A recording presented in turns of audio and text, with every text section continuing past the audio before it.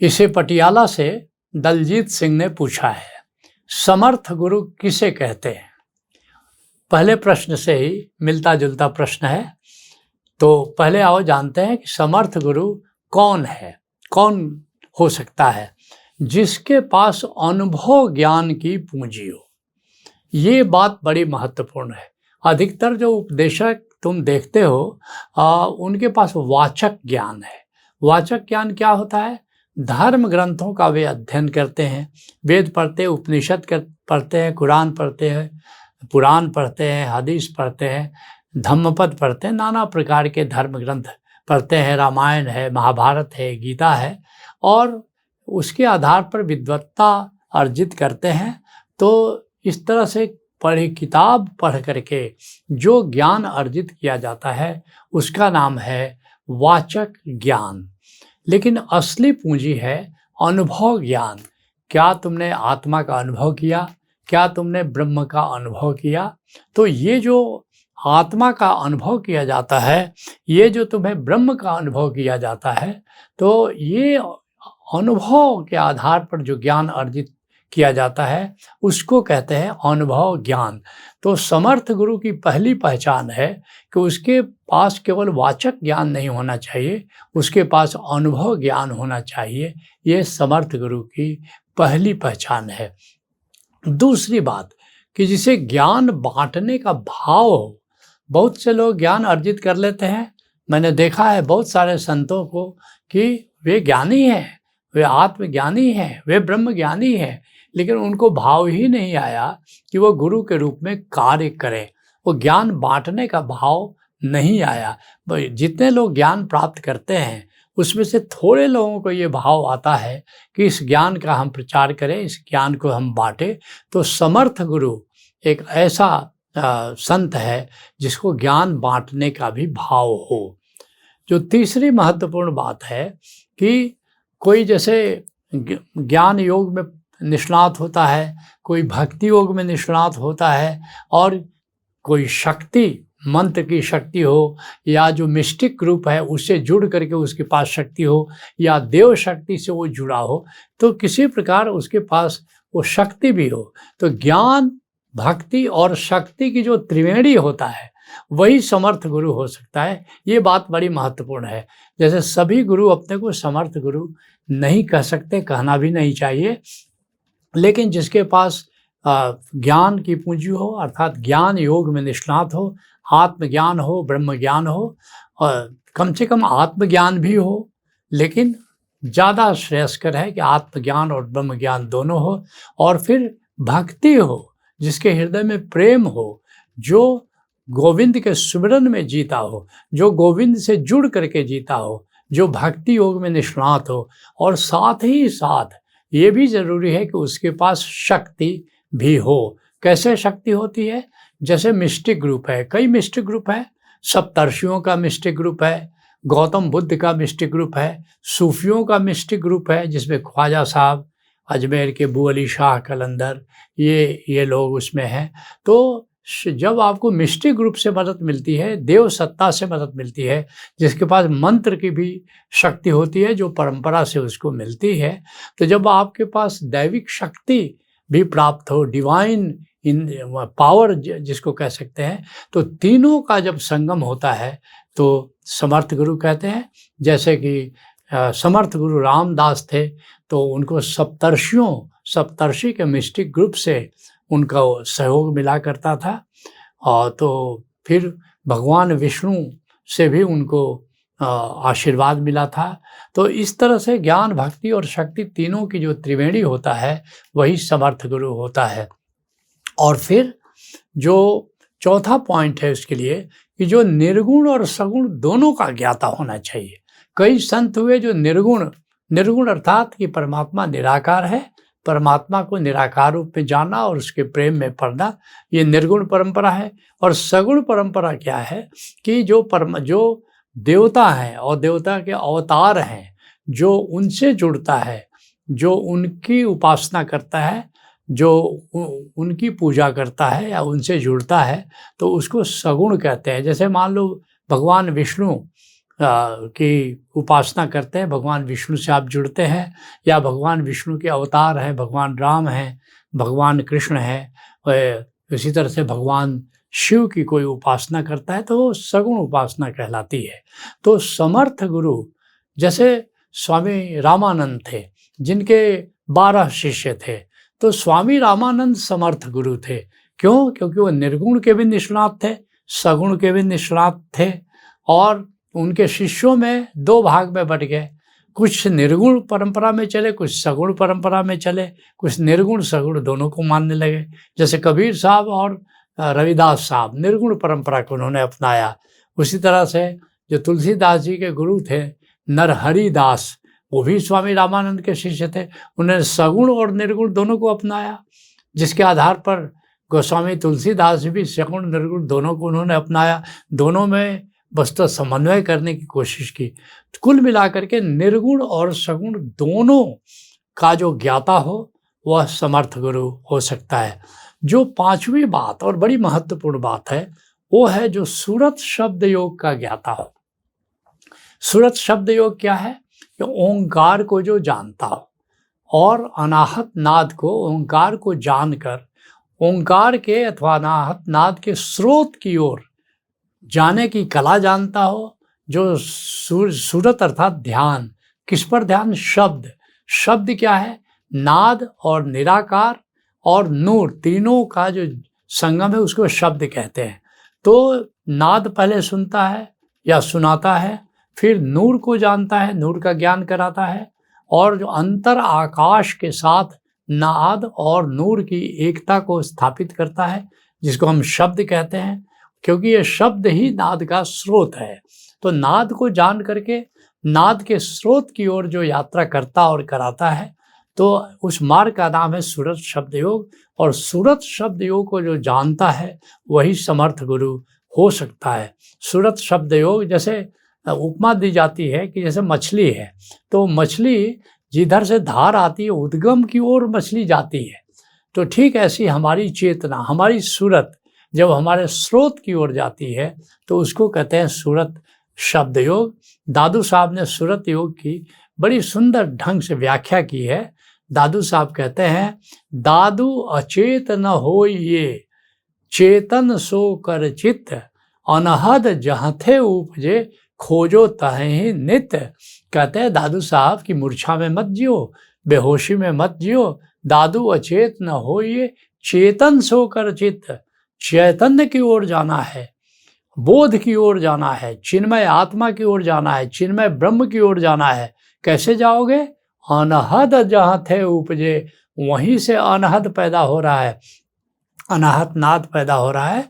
तो उस नाद को सुनो, नाद की डोर को पकड़ो, और नाद के स्रोत जो शब्द है, जो आत्मा है, जो ब्रह्म है, उसकी ओर यात्रा करो। तो इस पूरे सूरत शब्द योग के विज्ञान को जो समझता है, जो अनुभव करता है, ऐसा ही समर्थ गुरु हो सकता है।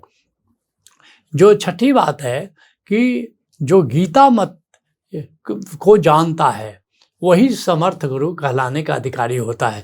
गीता मत का क्या मतलब हुआ? जो ज्ञान योग, भक्ति योग और कर्म योग, जो तीनों को जानता है, क्योंकि गीता में मुख्यतः यही तीनों योग प्रतिपादित किए गए हैं। और सच कहो तो गीता मत के अन्य भी कई नाम हैं, जैसे संत मत। जितने संत मत की परंपरा है, कबीर, दादू, दरिया, रैदास, ये सब संत मत के प्रवर्तक हैं। तो गीता मत, संत मत, वही संत मत गुरुमत कहलाता है। गुरु नानक देव जी से लेकर के गुरु गोविंद सिंह तक इन सब ने गुरुमत की स्थापना की, और इसी को सहज योग कहते हैं। 84 सिद्ध हुए और 84 सिद्धों ने सहज योग की परंपरा चलाई। इस तरह तुम कह सकते हो कि गीता मत, संत मत, गुरु मत, सहज योग, इन सब का जो भेदी संत है वही समर्थ गुरु हो सकता है। और समर्थ गुरु की और क्या विशेषता है?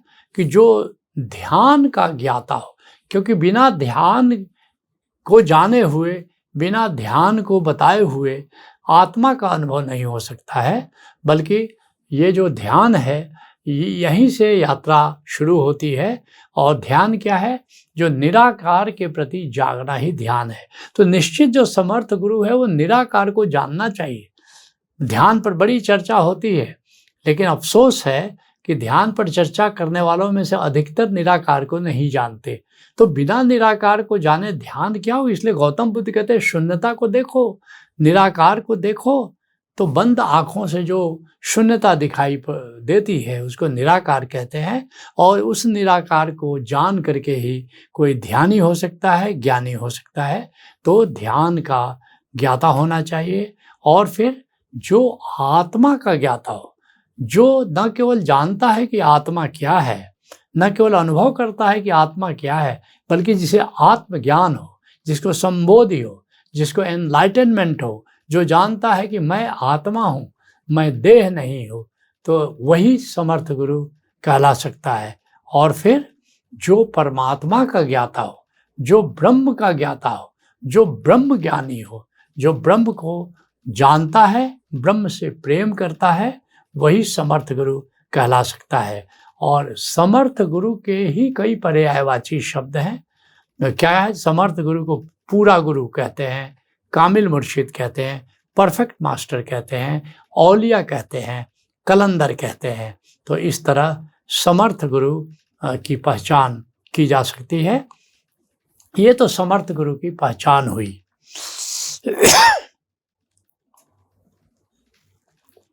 अब समर्थ गुरु के अनुदान पर थोड़ी चर्चा कर लेते हैं कि समर्थ गुरु के क्या अनुदान है।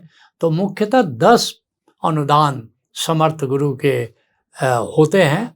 जो पहला अनुदान है कि समर्थ गुरु प्रज्ञा अर्थात विवेक देता है, अपने शिष्यों को विवेक देता है। केवल जानकारी नॉलेज से काम नहीं होता, असली बात है क्या अंतः प्रज्ञा जगी, क्या एक समझ जगी क्या। और ये समझ कैसे जगती है? श्रवण से, मनन से और निधिध्यासन, ये 3 प्रकार की साधना है। श्रवण मतलब जो गुरु उपदेश देता है। तो कई संत हैं जो सत्संग कराते हैं, श्रवण कराते हैं, लेकिन मनन नहीं कराते हैं। तुमने देखा होगा ओशोधारा में मनन पर बहुत जोर है। कुछ सवाल तुम पूछते हो, कुछ सवाल हम पूछते हैं, चर्चा चलती है, मनन चलता है। और गुरु नानक देव जी कहते हैं मनने की गति कहीं न जाए।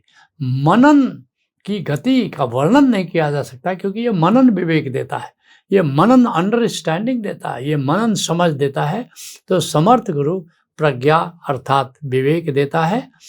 तो इसलिए ये ज़रूरी है, पहला काम, कि लोगों में इतनी समझ पैदा हो, इतनी इंटेलिजेंस पैदा हो कि वो अध्यात्म के मार्ग पर चल सकें। अध्यात्म के मार्ग पर जो रुकावटें आती हैं, जो बाधाएं आती हैं, उनको वो पार कर सके। जो दूसरा अनुदान है कि समर्थ गुरु माया से मुक्त करता है। ये चारों तरफ माया का विस्तार है। माया क्या है?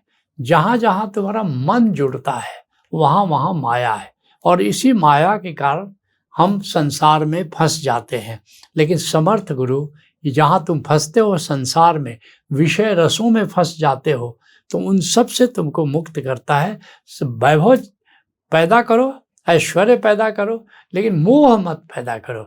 अगर मोह पैदा हुआ, इसका मतलब है कि माया पैदा होगी, क्योंकि मोह ही माया की जननी है। इसलिए स्वामी जी महाराज, जो राधा स्वामी मत के प्रवर्तक है, बड़ी प्यारी बात कहते मोटे बंधन जगत के गुरु भक्ति से काट। ये गुरु भक्ति, गुरु से प्रेम, यही ये जो माया का बंधन है वही काट सकता है। झीने बंधन चित्त के कटे नाम प्रताप। और जो सूक्ष्म बंधन अहंकार का है, तो वो तो केवल नाम के स्मरण से, नाम तत्व को, अनाहत तत्व को जानने से ही वो बंधन से मुक्त हुआ जाता है। तो दूसरा है कि समर्थ गुरु माया से तुमको मुक्त करता है। जो तीसरा अनुदान है, ध्यान अर्थात निराकार का वो ज्ञान देता है। अगर वो ध्यान का ज्ञान नहीं देता है, केवल सत्संग करता है, तो निश्चित वो समर्थ गुरु नहीं है, क्योंकि समर्थ गुरु का एक मुख्य अनुदान ध्यान है, ध्यान की कला बताता है। जो चौथा अनुदान है वो शब्द की कुंजी देता है, ओंकार की कुंजी देता है।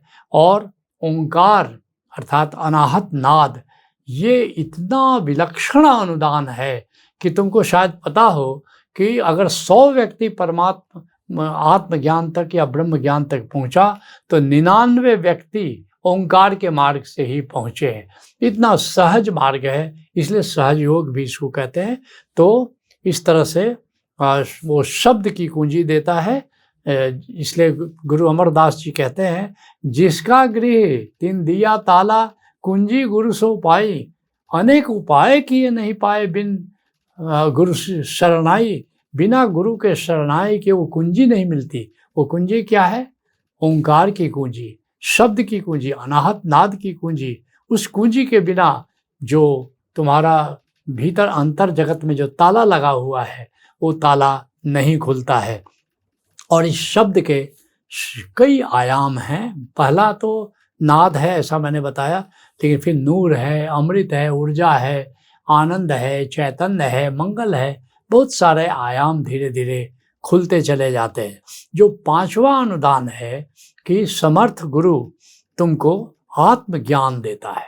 आत्मज्ञान बहुत बड़ा ज्ञान है कि मैं आत्मा हूँ, इसको कहते हैं आत्मज्ञान, या इसी को संबोधि या एनलाइटनमेंट भी कहते हैं। जबकि संबोधि की और भी ऊंचाइयाँ हैं, लेकिन प्रथम चरण संबोधि का है मैं आत्मा हूँ, और ये ज्ञान सदगुरु ही देता है, वही इसका अनुभव कराता है।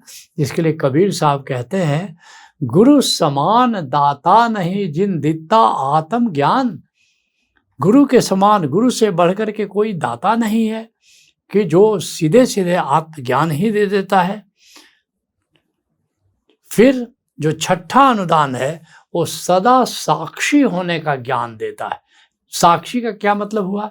हमेशा आत्मस्मरण में जियो, आत्मा को जानो और आत्मस्मरण में हमेशा रहो। आत्मस्मरण रहने से क्या होगा? हमेशा आत्मस्मरण में रहोगे तो हमेशा खुश रहोगे, और जब हमेशा खुश रहोगे तभी सुमिरन संभव है। बिना खुश रहे सुमिरन संभव नहीं है। तो हमेशा अगर खुश रहना चाहते हो तो साक्षी रहो, और साक्षी रहो नहीं, सदा साक्षी रहो। अष्टावक्र कहते हैं, तात योगी वही जो सदा साक्षी है। जो सदा साक्षी रहता है वही योगी है। 8वां अनुदान है कि जो मोक्ष देता है, मुक्ति देता है, जिसके लिए गुरु अर्जुन देव जी कहते हैं कि आप मुकुट हरि तारे। कौन समर्थ गुरु है? कहते हैं आप मुकुट मोहि तारे, जो स्वयं मुक्त हो और मुझे भी मुक्त करता है, कर सकता है, करने की क्षमता रखता है, तो वही समर्थ गुरु है। और फिर जो 8वां, ये 7वां था जो मोक्ष देता है, और 8वां अनुदान है जो ब्रह्म ज्ञान देता है। ब्रह्म ज्ञान देता है अर्थात ये जो सारा आकाश तुम उसका विस्तार तुम देखते हो, उसकी विराटता को देखते हो, ये साक्षात ब्रह्म है। लेकिन जो इसकी चैतन्यता को जानता है, ओशो कहते हैं जो आकाश की चैतन्यता को जानता है वही ब्रह्म को पहचानता है। तो निश्चित रूप से ये सारा का सारा आकाश चैतन्य है। इसका अनुभव कौन करा सकता है? इसका अनुभव समर्थ गुरु ही करा सकता है। मैंने एक जगह एक गज़ल में एक पंक्ति लिखी थी, मेरे मुर्शिद की तरह कौन खुदा देता है, कोई ज़्यादा से ज़्यादा दैर या हरम देगा। ज़्यादा से ज़्यादा तुम्हें लोग मंदिर पहुंचा देंगे या मस्जिद पहुंचा देंगे, लेकिन मेरे गुरु, मेरे समर्थ गुरु, मेरे सदगुरु के सिवा ये पूरा जो परमात्मा का ही ज्ञान है, ब्रह्म ज्ञान ही है, वो कौन भला दे सकता है। जो 9वां अनुदान है वो है कि समर्थ गुरु समाधि का ज्ञान देता है। 3 अवस्थाएं हैं, जागृत है, सुषुप्ति है, स्वप्नावस्था है। चौथी अवस्था को तुरीय अवस्था कहते हैं। तुरीय अवस्था में क्या होता है? तुरीय अवस्था का पूर्वार्ध ध्यान है, जिसकी मैंने चर्चा की, और उसका उत्तरार्ध है समाधि। समाधि एक ऐसी अवस्था है जो संपूर्ण होश है, लेकिन वहाँ कोई विचार नहीं है, वहाँ कोई समय नहीं है, लेकिन होश पूरा का पूरा है।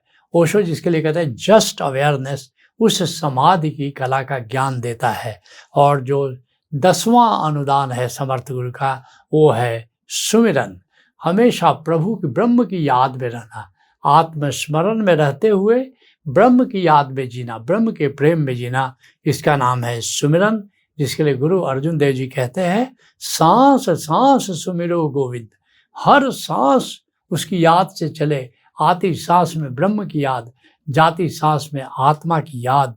इस ऊंचाई तक समर्थ गुरु ले जाने की क्षमता रखता है, ले जाने की सोच रखता है और ले जाने के लिए आयोजन करता है। ऐसे गुरु को समर्थ गुरु कहते हैं।